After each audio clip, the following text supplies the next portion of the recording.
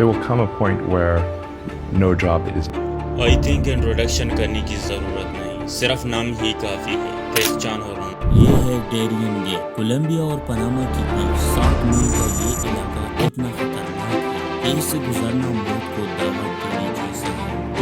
10 नवंबर 1975 की रात को एक बड़ी शिप सुपीरियर लेक में सफर शुरू करती है, जिसमें टोटल 29 क्रू मेंबर भी थे।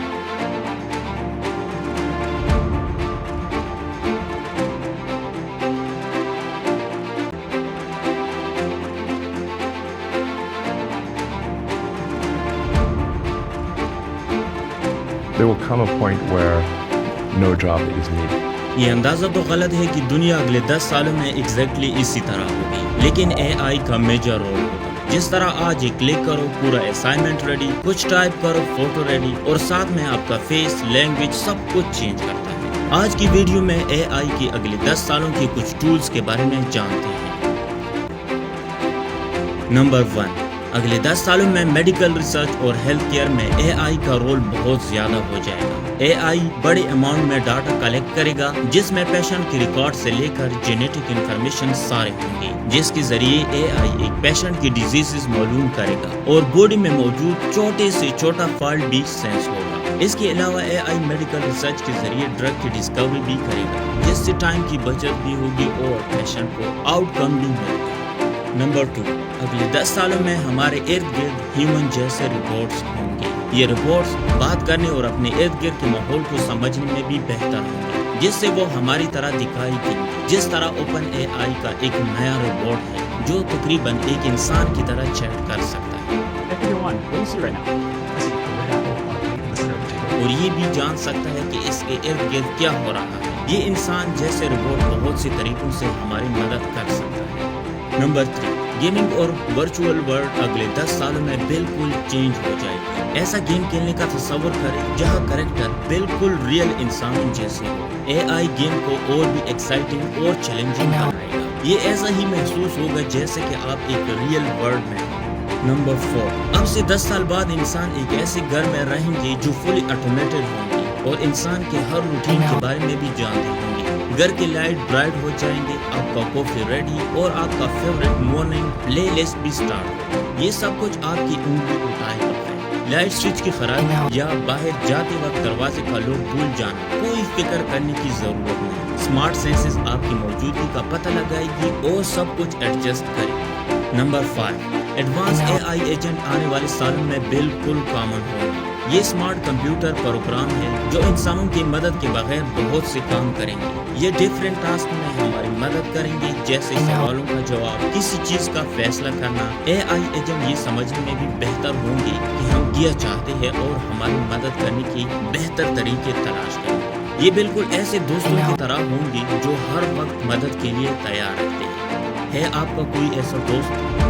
नंबर 6, ये वो सिटी होंगी जहां आर्टिफिशियल इंटेलिजेंस यानी एआई सब कुछ मैनेज करेगी, लाइक ट्रैफिक, एनर्जी यूजेज और पब्लिक सर्विस, ताकि लोगों की जिंदगी को बेहतर बनाए। इसका सबसे बड़ा मिसाल सऊदी अरब की लाइन सिटी है, जिसका कुछ हिस्सा 2030 तक कंप्लीट हो जाएगा। इस सिटी में सब कुछ एआई के कंट्रोल से होगा।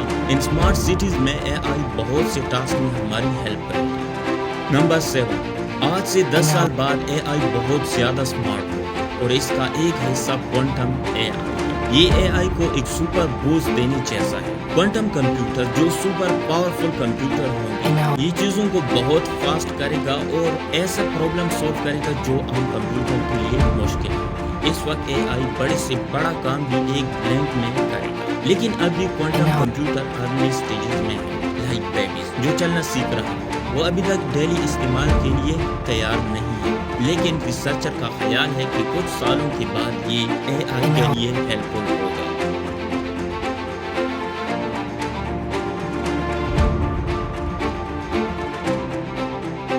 आई थिंक इंट्रोडक्शन करने की जरूरत नहीं, सिर्फ नाम ही काफी है। Cristiano Ronaldo. रोनाल्डो के पास वो सब कुछ है जिसने किसी भी चीज के बारे में सोचा है।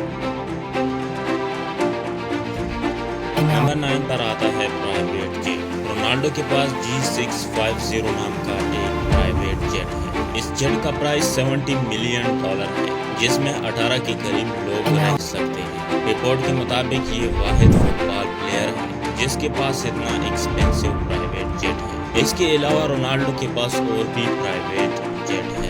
نمبر 8 پر آتے ہیں واچز۔ رونالڈو کا ٹوٹل نیٹ ورتھ $600 ملین سے بھی زیادہ ہے۔ اس میں کچھ واچز خریدنا بہت ایزی ہے۔ رونالڈو کے پاس کئی واچز موجود ہیں جس میں سب سے مہنگا $1 ملین کا واچ ہے جو آپ رونالڈو کے ہاتھ میں بھی دیکھ سکتے ہیں۔ اس واچ میں 400 سے زیادہ ڈائمنڈ لگی ہوئی ہے جس کی وجہ سے یہ 2022 کا سب سے مہنگا واچ ہے۔ نمبر 7 پر آتا ہے پرائیویٹ آئی لینڈ۔ رونالڈو نے اپنی پرائیویٹ آئی لینڈ بھی خریدا ہے۔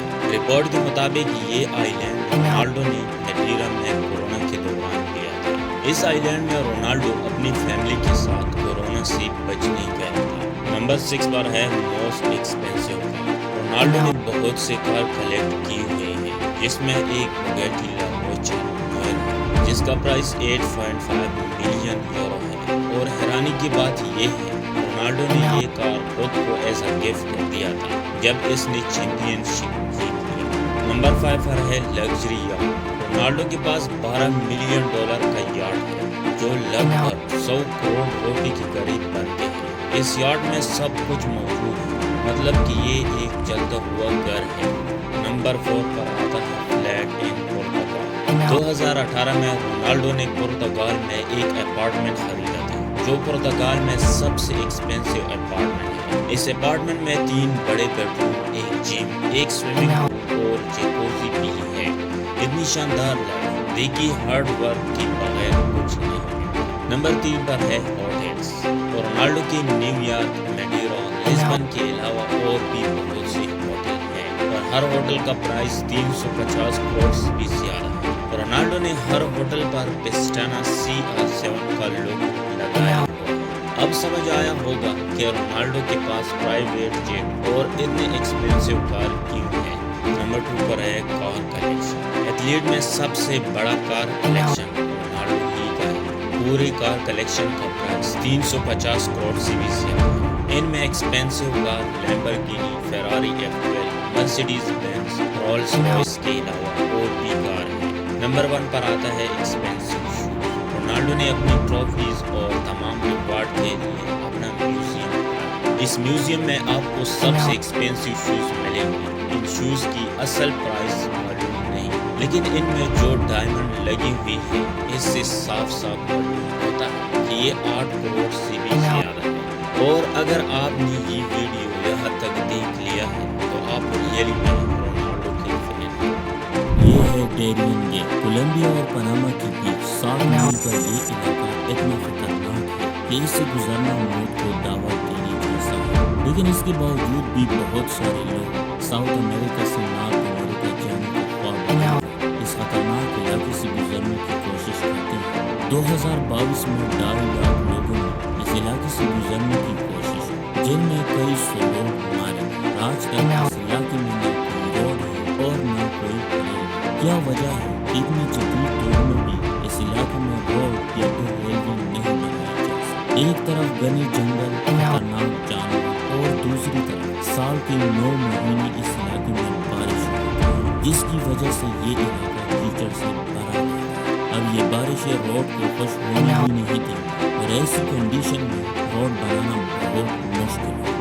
چلو کسی طریقے سے روڈ بنا ہی دیا جائے۔ پھر یہاں خطرناک سانپ اور جانور بھی ہیں۔ اس علاقے میں دور دور تک کوئی ہاسپٹل اور ریسورسز نہیں ہیں، لیکن ایسا بھی نہیں ہے کہ USA اور دوسری کنٹریز کو سڑک بنانا اور پھر دوسری چیزوں کو مینیج کرنا ناممکن ہے۔ اصل میں USA اور پاناما چاہتے ہی نہیں کہ کولمبیا اور پاناما کسی پیسفل راستے سے کنیکٹڈ ہو۔ پاناما نہیں چاہتا کہ وہ کسی سیف راستے سے کولمبیا کے ساتھ کنیکٹ ہو، کیونکہ 19 سینچریز میں پاناما کولمبیا کا ایک حصہ تھا۔ اس خطرناک ڈیرین گیپ کی وجہ سے کولمبیا کا پاناما پر کنٹرول رکھنا بہت مشکل ہے۔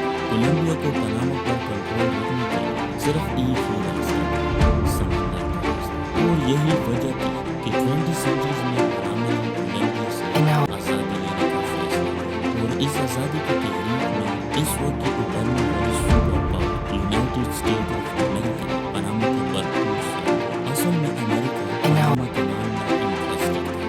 پاناما کینال بننے سے پہلے ایسٹرن اور ویسٹرن امریکہ میں ٹریڈ کرنے کے لیے شپس کو پورا ساؤتھ امریکہ کراس کر کے ویسٹ امریکہ میں جانا پڑتا، اس وجہ سے پاناما کینال بن گیا۔ اس وقت یہ مشہور تھا کہ جو کوئی پاناما کینال کنٹرول کرے وہ امریکہ کی بہت بڑی ویکنس کو کنٹرول کرے۔ اس وقت کولمبیا اس کینال کو امریکہ کو نہیں دینا چاہتا، اس وجہ سے امریکہ نے پاناما کو آزادی دلانے میں پاناما کینال کو ساتھ دیا۔ آخرکار 1903 میں پاناما کو کولمبیا سے آزادی ملی، لیکن امریکہ پاناما کو ریکگنائز کرنے والا دنیا کا سب سے پہلا برما میں پاناما کی گورنمنٹ نے پاناما کینال کے آس پاس علاقے امریکہ کو پرماننٹ ریلیز پر دے دی۔ 1999 تک یہ علاقہ امریکہ کے پاس تھا، لیکن 1999 میں امریکہ نے پاناما کینال کو واپس کر دیا، لیکن آج بھی یہ کینال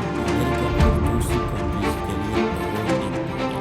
آج کے دور میں پوری دنیا کا 6% سی ٹریڈ اس کینال کے ذریعے ہوتا ہے۔ یہ کینال پیسیفک اوشن اور اٹلانٹک اوشن کو کنیکٹ کرتا ہے۔ ہر سال 13,000 سے 14,000 تک کارگو شپس اس راستے سے گزرتی ہیں۔ اب اگر ڈیرین گیٹ کی طرف واپس آئے تو یہ کولمبیا اور پاناما کے بیچ ہے۔ کولمبیا جو پچھلے کئی سالوں سے انٹرنل وائلنس اور انسٹیبلٹی کا شکار ہے، اور اس کے ساتھ ساتھ دنیا میں زیادہ کوکین کولمبیا میں بنتی ہے۔ یہاں کے ڈرگ مافیا پوری ساؤتھ امریکہ میں مشہور ہے۔ اب یہ ڈرگ مافیا ان ڈرگ کو نارتھ امریکہ کے اندر اسمگل کرتا ہے۔ اب ڈیرین گیٹ کے ذریعے ان ڈرگ کی اسمگلنگ بہت مشکل ہو جاتی ہے، اس وجہ سے سی روٹ مافیاز یوز کرتے ہیں اور اکثر پاناما کوسٹ کا ان کو گرفتار کرتے ہیں۔ اب اگر ڈیرین گیٹ میں کوئی روڈ بن گئی تو مافیا کے لیے یہ بہت آسان ہو جائے گا، وہ بڑی آسانی سے نارتھ امریکہ میں ڈرگ اسمگل کریں گے۔ اس کے ساتھ ساتھ ہر سال لوگ ایک اچھی زندگی گزارنے کا خواب لے کر یہ راستہ استعمال کرتے ہیں۔ اگر ڈیرین گیٹ میں یہ روڈ بن گئی تو بہت زیادہ لوگ مائیگریشن کرنے کی کوشش کریں گے، اور ان سارے لوگوں کو نارتھ امریکہ یا پھر USA کو ڈیل کرنا پڑے، اور امریکہ ان غریب لوگوں کو اپنے اوپر بوجھ نہیں کرنا چاہتا۔ اگر پاناما اور کولمبیا ڈیرین گیٹ میں روڈ بنانے کی ایگریمنٹ کرے تو پھر بھی امریکہ اس روڈ کو بننے نہیں دے گا، کیونکہ اس روڈ کا بننا امریکہ کے لیے نقصان دہ ثابت ہوگا، اور امریکہ ایسا کبھی نہیں ہونے دے گا۔ ایک گھنٹے میں $25 اور پورے سال میں $1.2 ملین سے مطلب 25 کروڑ صرف ایک لائف گارڈ کرنے ہیں۔ اس کے علاوہ آپ فشنگ، ریس اور ویو انجوائے کر سکتے ہیں۔ آپ کا صرف ایک کام ہوگا کہ یہ والا لائف گارڈ بند نہیں ہونا چاہیے، لیکن ان سب کے باوجود بھی لوگ یہ جاب کیوں نہیں کرتے؟ آج سے ہزاروں سال پہلے سفر کرنے کے لیے نہ ہی کوئی روڈ تھی اور نہ ہی وہیکل۔ لمبے سفر کے لیے سب سے آسان راستہ تھا سمندری راستہ۔ جب ٹریڈر اپنے مال کو بائی یا سیل کرنے کی سفر پر جاتے تھے تو ان کو سفر کے دوران بہت مشکلات پیش آتی، کیونکہ اس وقت شپس لکڑی سے بنے ہوتے تھے، اس وجہ سے جب بھی طوفان آ جاتا تو ان کو نقصان پہنچا۔ اس طرح ایک رات جب ایک بلوس پر سفر پر نکلا تو سمندر میں موجود بڑے بڑے چٹانوں سے ان کی شپ ٹکرا جاتی ہے، جس کی وجہ سے اس کی شپ کو بہت نقصان ہو جاتا ہے۔ اس کے علاوہ اٹلانٹک اور پیسیفک اوشن اتنے بڑے ہیں کہ اگر ہم ساتوں کانٹیننٹ کو ڈبل کر کے اس میں رکھ دیں تو بھی اوشن اس سے بڑا ہے، اور یہ کہ ہماری زمین میں موجود 96% پانی سمندر ہی میں ہے۔ اس لیے سیلر کو کچھ بھی پتہ نہیں ہوتا کہ ہم اگلے لینڈ ایریا سے کتنے دور ہیں۔ یہ اس لیے کہ اس ٹائم نہ ہی کوئی کمپاس بن گیا تھا اور نہ ہی اتنی ٹیکنالوجی تھی یا GPS سسٹم جس سے وہ راستہ معلوم کرے۔ ہاں، یہ لوگ سورج، چاند یا ستاروں کی روشنی سے سفر کرتے تھے اور اس کو نیویگیشن کے طور پر استعمال کرتے تھے، لیکن اس کے باوجود بھی بہت سے واقعات پیش آ رہے ہیں، جیسے کہ کیپٹن ایلس اپنی کریو کے ساتھ پیسیفک اوشن کراس کرتے ہیں تو رات میں اچانک بادل آ جاتے ہیں جس کی وجہ سے ستارے چھپ جاتے ہیں اور ساتھ ہی سمندر میں سخت طوفان آ جاتا ہے اور یہ لوگ راستے سے بھٹک جاتے ہیں۔ جب صبح ہو جاتی ہے تو یہ سمندر میں لوسٹ ہو جاتے ہیں اور پانی پینے کے لیے بھی ان کے پاس کوئی شے باقی نہیں تھا، اور سمندر کا پانی بھی نہیں پی سکتے کیونکہ یہ بہت نمکین ہوتا ہے اور انسان کا جان بھی لے سکتا ہے۔ بہرحال بہت مشکل سے ان لوگوں کو لینڈ ملا اور ان سب پرابلم کی وجہ سے فرسٹ لائٹ ہاؤس کی شروع ہوئی۔ First light house the Paris of Alexandria Egypt میں بنایا۔ یہ دنیا کا سب سے پہلا لائٹ ہاؤس تھا جو کہ تقریباً 450 فٹ ہائی تھا۔ یہ اسٹرکچر 1500 سال تک کھڑا رہا، لیکن 14 سینچریز میں ایک ارتھ کویک کی وجہ سے کمپلیٹلی ڈسٹروائے ہوا اور پھر یہاں سے لائٹ ہاؤس کا کنسیپٹ پوری دنیا میں پہلے تو یہ سمندر کے کنارے بنایا جاتا تھا، مگر ٹریڈ میں اضافے کے ساتھ اس کو بھی سمندر کے اس جگہ بنانا شروع کیا جہاں شپس کو بہت زیادہ خطرہ تھا۔ اس وجہ سے سمندر کے سینٹر میں جگہ جگہ پر یہ اسٹرکچر دیکھنے کو ملا۔ پہلے تو اس میں آگ لگائی جاتی تھی، مگر وقت کے ساتھ ساتھ اس میں بھی چینجز ہوئے اور آج اس میں الیکٹرک لائٹ استعمال ہوتی ہے۔ اکثر لوگ یہ جو کر چکے ہیں، اس کی سب سے بڑی وجہ یہ ہے کہ سمندر میں طوفان ہونے کا خطرہ بہت زیادہ ہوتا ہے، جس کی لہر بہت اوپر تک جاتی ہے اور لائٹ ہاؤس کو بھی گھیر لیتی ہے، جس کی وجہ سے یہاں سے انسان کو بھی اپنے ساتھ لے سکتا ہے۔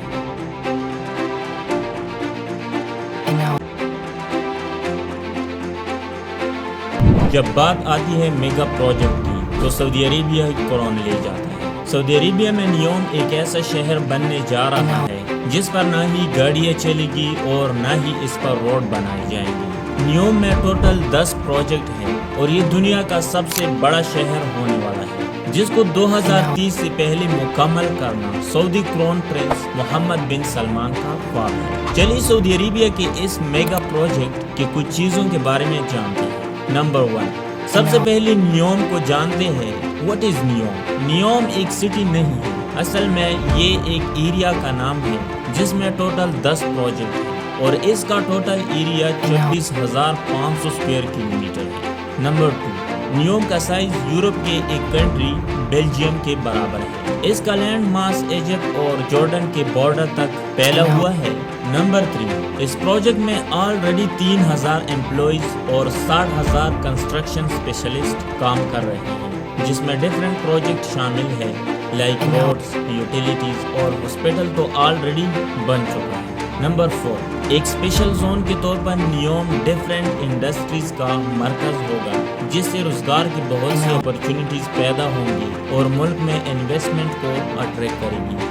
اس پروجیکٹ کا مین پرپس کہ کنٹری کو سیلف سفیشینٹ بنائے اور ساتھ ہی گڈس اینڈ سروسز خود پروڈیوس کرے۔ نمبر 5، نیوم دنیا کے سب سے بڑے کاربن فری ہائیڈروجن پلانٹ کا گھر ہوگا اور شاید کہ 2026 تک کمپلیٹ بھی ہو جائے۔ یہ پلانٹ ایک ہی دن میں 600 ٹن سے زیادہ فری کاربن ہائیڈروجن پروڈیوس کرے گی اور یہ دنیا کا سب سے بڑا پلانٹ ہوگا جو نیوم کے ایک پروجیکٹ آکسیگون میں بنی گی۔ نمبر 6، ایک رپورٹ کے مطابق بتایا گیا ہے کہ سعودی نے 2034 میں فٹ بال ورلڈ کپ کی ہوسٹنگ کے لیے پلاننگ شروع کی ہے، جو نیوم کے پروجیکٹ ترجینا میں منعقد کی جائے گی۔ نمبر 7، نیوم نے حال ہی میں ایک بہت لمبے بلڈنگ کی تصویر جاری کی ہے جو ترجینا کے ترقی کے مرکز میں ایک پہاڑ کی چوٹی پر کھڑا ہے۔ اس بلڈنگ کو ڈسکوری ٹاور کا نام دیا گیا ہے۔ یہ ٹاور 330 میٹر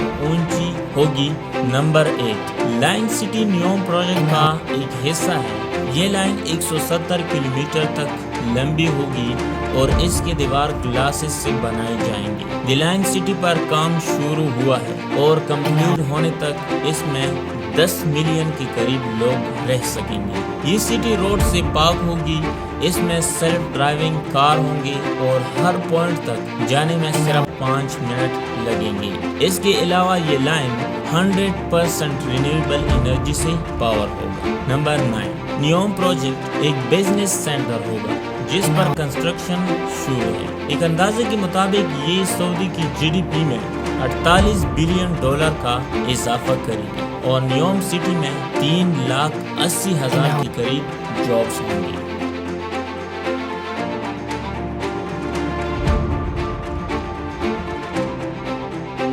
10 نومبر 1975 کی رات کو ایک بڑی شپ سپیریئر لیک میں سفر شروع کرتی ہے جس میں ٹوٹل 29 کرو ممبر بھی سوار تھے، لیکن یہ شپ پھر سے واپس کبھی نہیں آتی۔ اس رات کو آخر کیا ہوا تھا اور اس لیک کی گہرائی میں کیا سیکرٹ چھپی ہوئی ہے۔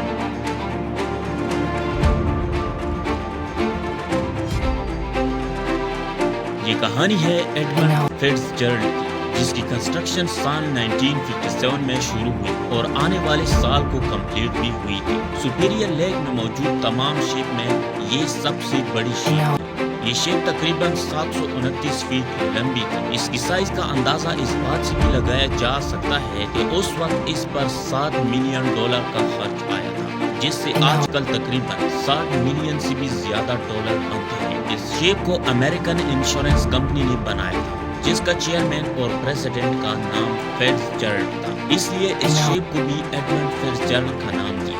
مسٹر فیٹزجرلڈ کو اپنی شپ پر بہت زیادہ ناز تھا، کیونکہ یہ شپ ایک لگژری شپ بھی تھی اور لیک سپیریئر میں سب سے بڑی شپ کا ریکارڈ بھی ایڈمنڈ فیٹزجرلڈ کے پاس تھا۔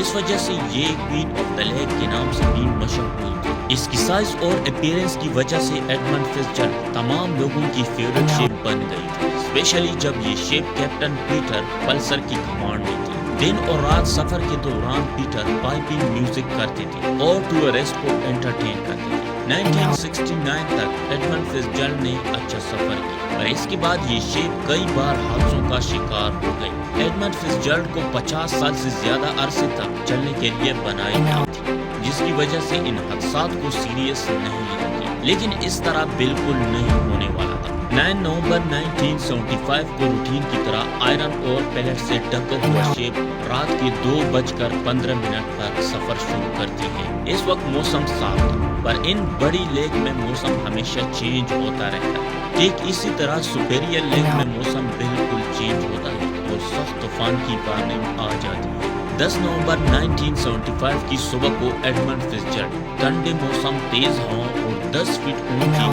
لہروں کی طوفان میں پھنس جاتا ہے۔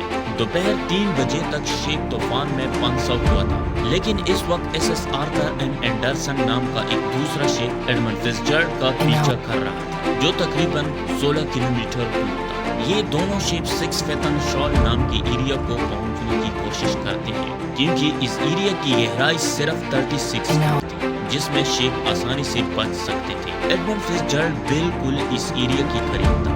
آدھے گھنٹے کے بعد ایڈمنڈ فیٹزجرلڈ کی کیپٹن اینڈرسن کی کیپٹن سے کنٹیکٹ کرتا ہے۔ وہ یہ بتاتا ہے کہ شپ کو بہت نقصان پہنچا ہے۔ کیا آپ میرے ساتھ اس وقت تک رہو گے جب تک میں وائٹ فش تک نہ پہنچوں؟ بٹ ایڈمنڈ فیٹزجرلڈ کبھی وائٹ فش نہیں پہنچتا۔ کیپٹن نے بہت کوشش کی، لیکن اس ایریا تک جانے میں ناکام رہے۔ ایس اینڈرسن ان کو ریڈار فراہم کرنے کی کوشش کر رہا تھا، تاہم اینڈرسن خود ان طوفان کی ہاتھوں تکلیف اٹھا رہا تھا، پر اس کے باوجود بھی شام کے 7 بجے دونوں شپ ایک دوسرے کی کنٹیکٹ میں آ جاتے ہیں، لیکن یہ کنٹیکٹ دونوں کیپٹن کے درمیان آخری کنٹیکٹ تھا۔ صرف 30 منٹ کے بعد ایڈمنڈ فیٹزجرلڈ آنکھوں سے بالکل غائب ہو جاتا ہے اور سپیریئر لیک کی گہرائی میں ڈوب جاتا ہے، لیکن طوفان کی شدت نے تلاش اور بچاؤ کی کوشش میں رکاوٹ ڈالی۔ اس شپ میں ٹوٹل 29 افراد سوار تھے۔ افسوس کی بات یہ ہے کہ اس دن تمام افراد اپنی جان سے ہاتھ دھو گئے۔ اس ایکسیڈنٹ کی چند دن بعد 14 نومبر کو ایڈمنڈ فیٹزجرلڈ کی لوکیشن مل جاتی ہے، جس کا ملبہ اونٹیریو سے 15 میل دور 530 فٹ کی گہرائی میں پڑتا ہے۔ اس کی ڈسکوری کے بعد اور بھی ریسرچ کی گئی۔ سال 1976 میں ابدوزوں کا استعمال کرتے ہوئے ایڈمنڈ فیٹزجرلڈ کو قریب سے ملا، جو 2 ٹکڑوں میں تقسیم ہو چکا تھا۔ امید ہے آپ سب کو ہماری یہ ویڈیو بھی پسند آئی ہوگی۔ مزید اس طرح ویڈیو دیکھنے کے لیے ہمارے چینل کو ضرور سبسکرائب کریں۔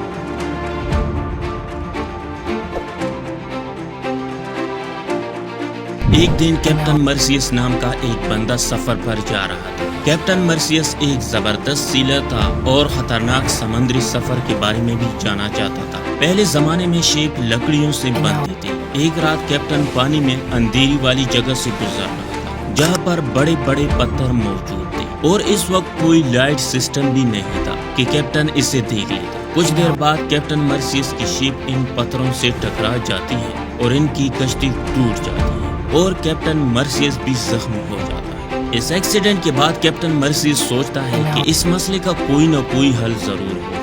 پھر ایسا ہی ہوتا ہے اور لائٹ ہاؤس کی ڈسکوری ہوتی ہے۔ لائٹ ہاؤس ایک ٹاور ہوتا ہے جس کے اوپر ایک بڑا لائٹ لگا ہوتا ہے، جو سمندر میں آنے والے تمام شپ کو گائیڈ کرتا ہے۔ چلو آج کی ویڈیو میں کچھ خطرناک لائٹ ہاؤس کو دیکھتے ہیں۔ نمبر 1 پر آتا ہے لا جومنٹ لائٹ ہاؤس. پہلے یہ تصویر دیکھو کہ کس طرح سمندر کی لہروں نے اس لائٹ ہاؤس کو گھیر لیا ہے. اگر یہ لہریں چاروں طرف ہوتی تو اس میں موجود بندے کو بھی لے جا سکتا. یہ ہے لا جومنٹ لائٹ ہاؤس جو فرانس کے نارتھ ویسٹرن میں ہے. فرانس کے اس حصے میں بہت سخت طوفان آتے تھے جس کی وجہ سے 1888 سے لے کر 2004 کے درمیان یہ 31 شپ تباہ ہوئی. اس لائٹ ہاؤس بنانے کا منصوبہ جون 1896 میں گلاسکو میں بنائے گئے اسٹیم شپ ایس ایس ٹرومینڈ کیسل کے ایکسیڈنٹ کے بعد شروع ہوئی. اس شپ میں ٹوٹل 250 لوگ مر گئے تھے. لا جومنٹ لائٹ ہاؤس کی شروعات پھر 2004 میں ہوئی لیکن اکثر خراب موسم کی وجہ سے 2011 تک بھی کمپلیٹ نہ ہو پائی. نمبر 2 پر آتا ہے Stannard Rock Lighthouse. Lake Superior fresh water کے حساب سے دنیا کا سب سے بڑا لیک ہے. اس لیک میں 500 کے قریب شپ تباہ ہو چکے ہیں. سب سے مشہور واقعہ حال ہی میں 1975 میں پیش آیا جب ایڈمنڈ فیٹزجرلڈ نام کا ایک امریکن شپ سخت طوفان کی وجہ سے تباہ ہوا جس میں سوار تمام 29 افراد بھی ہلاک ہوئے تھے. سٹنر راک لائٹ ہاؤس بھی اس لیک میں ہے. یہ لائٹ ہاؤس زمین سے 39 کلومیٹر دور ایک چٹان پر بنایا گیا ہے.